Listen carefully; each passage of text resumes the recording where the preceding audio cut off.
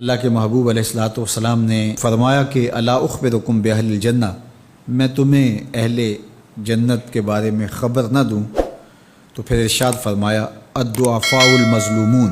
جو مسلمان کمزور ہیں، ظلم و ستم سہتے ہیں، تو آقا کریم نے فرمایا کہ وہ اہل جنت ہیں۔ چونکہ بہت سارے گناہ کا کفارہ ان پر ہونے والے ظلم بن جاتے ہیں۔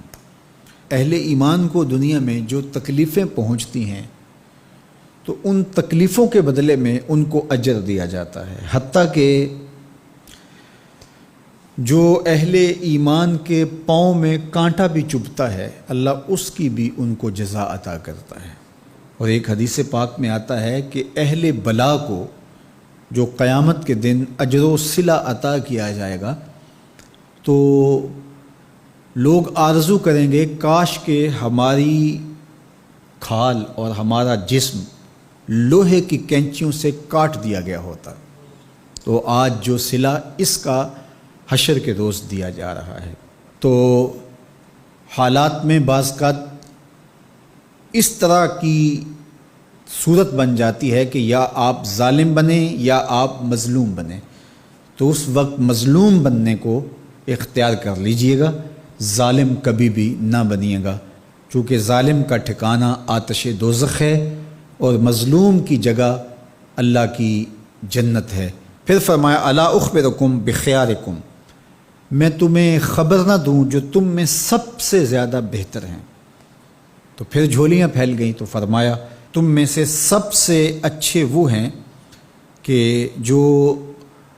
اچھے اخلاق کے حامل ہیں، جن کا خلق اچھا ہے، جن کے رویے خوبصورت ہیں۔ اور پھر آقا کریم علیہ السلام نے فرمایا الا انبئکم بشرارکم،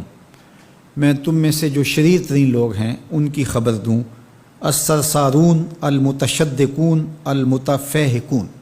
یہ وہ لوگ ہیں کہ جب مجلس ہو رہی ہو تو سب لوگوں کو برابر بولنے کا حق ہوتا ہے،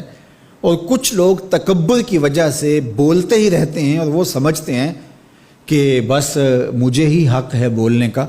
اور وہ کسی کو موقع نہیں دیتے، اور کوئی بولے تو پھر اس کی بات کاٹ کے بولنے لگ جاتے ہیں۔ المتشدقون المتفہقون، یہاں وہ لوگ مراد ہیں کہ جو خام خواہ کا تکلف کرتے ہیں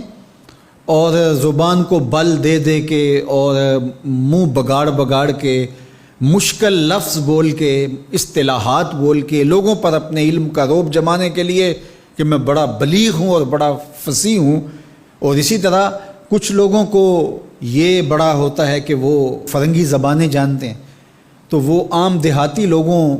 کے ساتھ بھی گفتگو کریں تو وہ مشکل سے مشکل الفاظ بولتے ہیں،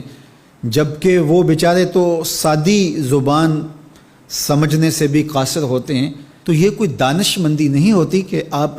جو ہے وہ بھاری بھرکم الفاظ بول کر کسی کے اوپر جو ہے وہ رعب جما رہے ہوں، تو یہ بات نہیں ہوتی۔ جب بات کریں آپ تو جس طرح کے لوگ ہوں اس طرح کی بات کی جائے اور اس طرح کی مثالیں ان کو دی جائیں۔ قرآن مجید میں اللہ تعالیٰ نے فرمایا کہ وہ اس بات پہ شرم نہیں اللہ کرتا کہ وہ تمہیں مچھر کی مثال دے۔ مچھر کی مثال دے کر کہ اگر تمہاری بات سمجھ میں آتی ہے، اور مکڑی کے جالے کی مثال دے کہ اگر تمہاری بات سمجھ میں آتی ہے تو اچھی بات ہے۔ دیکھو چھوٹا بچہ ہو، دودھ پیتا ہو تو اس کو یخنی تو نہیں پلائی جاتی، اس کا معدہ خراب کرنا ہے، وہ برداشت نہیں کر سکتا، اس کو وہ دیا جائے جو وہ برداشت کر سکتا ہے۔ اس لیے آپ کے مخاطبین کس طرح کے ہیں؟ کلم الناس علی قدر عقولہم لا علی عقولکم، میرے اور آپ کے آقا و مولا نے فرمایا جب بات کرو تو لوگوں کے فہم کے مطابق کرو، اپنے فہم اور اپنی عقل کے مطابق نہ کرو۔ علامہ اقبال علیہ رحمہ کی شاعری اور ان کا خوبصورت ادب اگر آپ دیکھیں تو اہل علم کے لیے سوغات ہے،